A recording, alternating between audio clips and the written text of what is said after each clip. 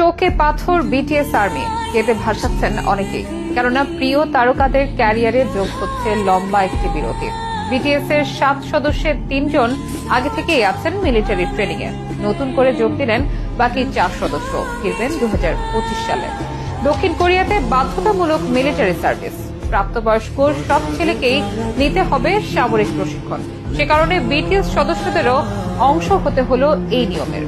দেশকে ভালোবেসে, দেশের আইনকে শ্রদ্ধা দেখিয়ে তাদেরকেও যোগ দিতে হলো মিলিটারি সার্ভিসে। যাওয়ার আগে ভক্তদের দিলেন আবেগপ্রবণ বার্তা। তাদের ফিরে আসার অপেক্ষায় থাকলেও বিশ্বের সব বিটিএস অনুরাগীরা।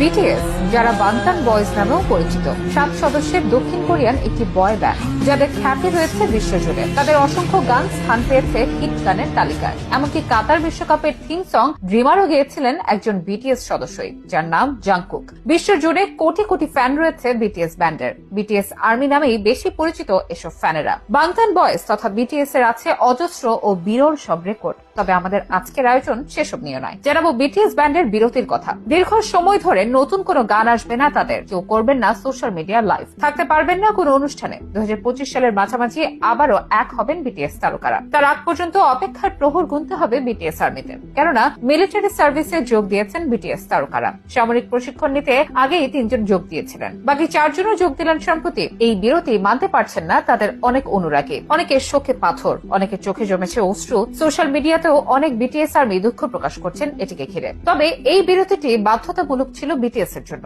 দক্ষিণ কোরিয়ার আইন অনুযায়ী 18 থেকে 28 বছর বয়সের সব ছেলেকে বাধ্যতামূলক মিলিটারি ট্রেনিং শুরু করতে হবে। এটি সাধারণ জনগণ হোক বা তারকা, সবার জন্যই। 28 এর জায়গায় ক্ষেত্র বিশেষে যেটি 30 বছর বয়স পর্যন্ত ছাড় দিয়েছে, যেমন অ্যাক্টর, কে পপ তারকা ইত্যাদি। এই কারণে বিটিএস সদস্যরাও 30 বছর বয়স পর্যন্ত ছাড় পেয়েছেন। তবে এটিকে একদমই অবহেলা করার সুযোগ নেই। দেশের আইনের শ্রদ্ধা দেখিয়ে ও নিজেদের বয়স বিবেচনায় রেখে বিটিএস তারকারা যোগ দিলেন তাদের বাধ্যতামূলক মিলিটারি ট্রেনিং এ। সে দেশে ট্রেনিং এর সময়কাল হয় সাধারণত 18 মাস থেকে 21 মাস, কিছু ক্ষেত্রে আবার 2 বছর। যদিও কিছু ক্ষেত্রে ব্যতিক্রম আছে তাদের নিয়মে।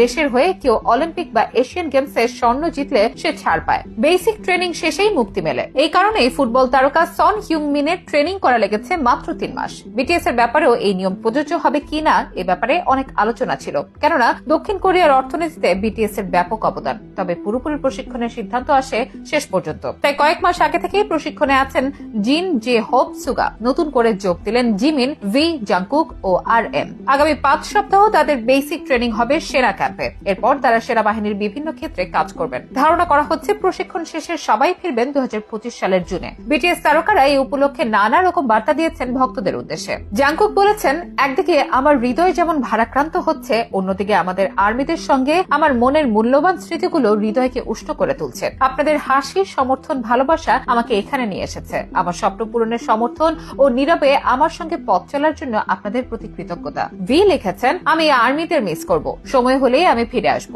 দক্ষিণ কোরিয়ার অসংখ্য নাগরিক বিটিএস সদস্যদের জাতীয় সম্পদ হিসেবে বিবেচনা করেন। কোরিয়ার বাইরেও বাংতান বয়েজের ফ্যান সংখ্যা অগণিত। তাই তাদের ফিরে আসার জন্য অপেক্ষার প্রহর গুনবেন কোটি কোটি অনুরাগী।